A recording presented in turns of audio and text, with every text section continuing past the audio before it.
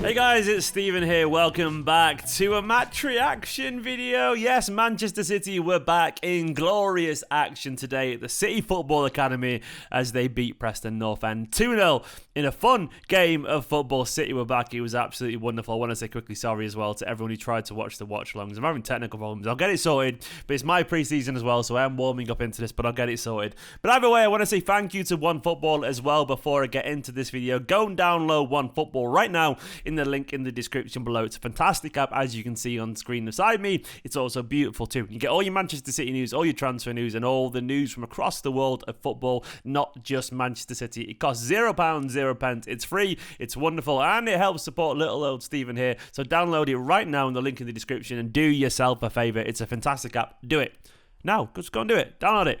Anyway, today, Manchester City played their first game of the season. Of course, the squad was a little bit different, you know. There wasn't always going to be all our superstars back from international duty, given the Copa America, given the Euros, but we still saw a relatively interesting side lineup, and we still saw some relatively interesting stories. Of course, you've seen the title of this video, McAtee is magic. He is. James McAtee is a very special player, and we're going to talk a little bit about him when we get on to the second half, but we're going to start initially, of course, with the first half, which is, I'm going to try and remember the team up by the top of my head here. It was Zach Steffen in goal. We had a right back, Joao Cancelo. It was a very first team defence, actually. Joao Cancelo, Ruben Diaz and Nathan Ake, and Benjamin Mendy at left back with the returning loanee Ike Pozo, Jose Pozo's brother, younger brother, alongside Fernandinho with Cole Palmer ahead of them at the base, at the tip of the midfield triangle there. Then with Morgan Rogers over on the left, once again another returning loanee from not from Dundee, if you're going to bleed Bolton there, from Lincoln City, with Ben Knight playing as a false nine-stroke striker,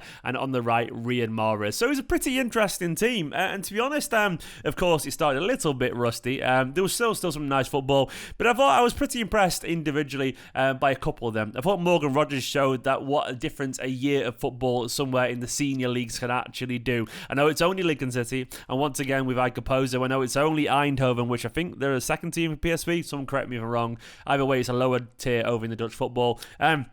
But they look like adults, man. They look like adults who played a year of football and no longer look like academy players. You can visibly see the confidence in the within themselves, and they look like someone who belonged. And sometimes you see a successful loan really boost a player's confidence. And Rogers looked neat and tidy. He looked alive, confident with the ball. Definitely more confident than he was when he was with the EDS, I would say. And Ike Pozo looked like a guy who's going to have a good career. Probably not with Manchester City. Likewise with Rogers, even being brutally honest, but definitely a good career in the game. Would not be surprised if he finds himself by his mid to late 20s at a Europa League level club, which would be a good career path for someone like Ike Pozo. And Morgan Rogers, I've heard personally that he wants to leave, and we all heard the Crystal Palace links with Patrick Vieira, and those unfortunately are true. He does want to leave, and he probably will leave, unfortunately, but still a good player, and he'll probably get a good move and a good career again. I thought Ben Knight had a really decent little game. I don't think he'll make it in Manchester City, not because he's not a good player, just I think his height will go against him, and I think there are better players, unfortunately, in his positions, like the likes of, as a midfielder, I think McAtee, Cole Palmer have got a little bit more, and as attackers, Delap definitely has more, so that's not to say he's not a good player, but I think he's just got too many hurdles to overcome. But still, he had a good game, and he showed he's another good player who will definitely have a decent career at some level, somewhere. You can be proud of himself. Mahrez, of course, scored a wonderful free kick. Riyad looking blonde, very blonde, as was most of the team. They've all found that peroxide and they were loving it, but Riyad put a beautiful free kick into the top corner. Lovely stuff from Riyad, getting his sights nice and early on. Rogers, as I said, had a good game. Werner looks like a man who looks in incredible condition still. Werner is an absolute warrior, as he always is. It was great to see him still looking like a good footballer. He definitely hasn't caught with him yet. Time he will do, but not quite yet. Alongside him, Ike Pozo was good. Cole Palmer, usually often on the right wing for the academy sides, played in midfield like he did when he played against Burnley in the Carabao Cup last season. Got a feeling Guardiola kind of likes him through the middle. I would say maybe some of his dribbling abilities is lost a little bit when he's not one-on-one with a defender, and he spends so much time playing on the right that maybe his central midfield instincts have been muted a little bit, but he can play there, and I thought he looked cool, calm, composed, classy player. Mendy was fine, one brain fart moment, but one decent overlap as well, and after a good ball from Cole Palmer. The defence was fine. Diaz and Ake, they'll probably be given the job, by the way, of holding the defence, I reckon, early season. I would not be surprised, given the likes of Stones and Laporte coming back late, I would not be surprised if Guardiola said to them, you hold the fort for a little bit and see how we get on. Used to, as if you can do it. Likewise, maybe Cancelo, who had a good game going forward, actually, and Zach Steffen had a decent game, a couple of good saves, and one particularly nice moment when he legged out. At half-time, there was a whole bunch of changes. Zach Steffen still stayed in goal, though Kieran Slicker came on. Unfortunately, got a really heavy knock. Fingers crossed Kieran Slicker, the young academy lad's good, because it looked quite serious, man. Jan Kuto, the much-hyped right-back, came on after a loan at Girona. Luke Bolton, usually a right-winger stroke right-back, was playing at left-back, which is very much man, square peg, filling a round hole, but rammed into that round hole. He didn't fit there, but he was playing there. Finley Burns, a young academy lad, was alongside Philip Sandler, the perennially injured guy who had a little bit of potential, but unfortunately hasn't quite made it.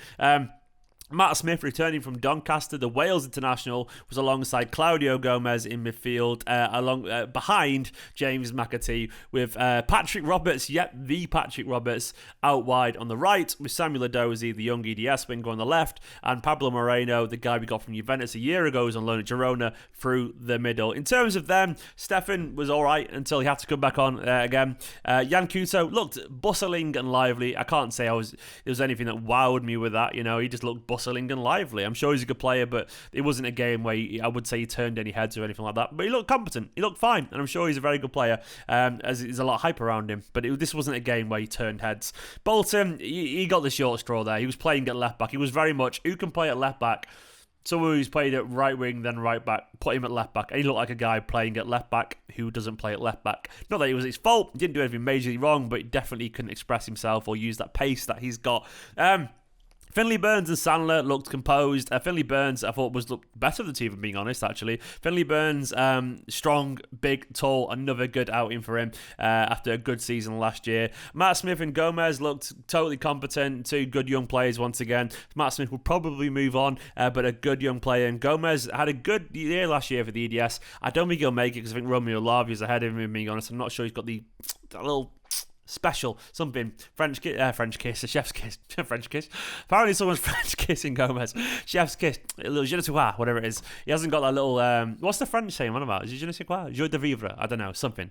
I don't know, but you know what I mean. He hasn't got that, but he's a good player. McAtee is a special young talent, man. I've been excited about McAtee for a while. He's up there in the Fantastic Five, which is Delap, Lavia, Palmer, McAtee, Doyle. For me, McAtee. I've said this many times in videos in the past. McAtee is the closest that we've had to a David Silva reincarnation in the academy, in my personal opinion. I've watched lots of very gifted young playmakers come through and challenge first team slots. Obviously, even Foden's there. But Foden was always compared to David Silva, but I don't really see it. I never really saw it. He always reminded me more of Iniesta or someone like that, given he was more of a dribbler.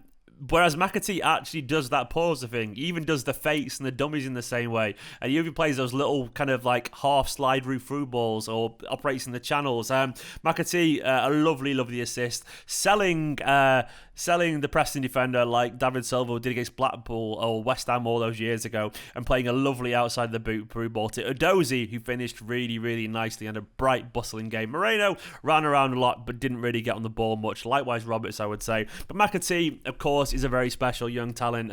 It's a shame, unfortunately, that Tommy Doyle, I think he's got a knock at the moment, and Delap was described as not quite well enough, not fit enough. I'm not sure if it's a COVID thing. Fingers crossed it's not. And Lavia wasn't involved. I think it was due to isolation as well. Shame we didn't get to see them. But McAtee will be very happy with that, man. McAtee's a very good young player. Ben Knight didn't do himself any harms. Neither did Morgan Rogers in terms of the next step of his career and so on.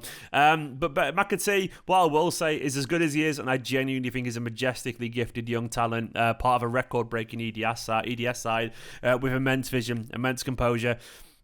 I'll still be surprised if he gets many games next season. Not because he's not good enough, but because this is Manchester City and this is Pep Guardiola. To get a game in this side, you have to be, well, even Phil Foden couldn't for an awful long time, despite being a generational young talent. It's just Guardiola is super cautious. And McAtee's problem is Foden exists, and Palmer exists, and Delap exists. But there's too many good young players, and it's hard to get on the bench, never mind get in the actual side. But fingers crossed, we see the likes of McAtee at some point. in, I don't know, a Carabao Cup game. But overall, there wasn't loads to learn from this. It was just a fun watch. You know my view on friendlies, they are win-win. If we play badly, it doesn't matter because there's a billion excuses due to lack of fitness and understanding and so on.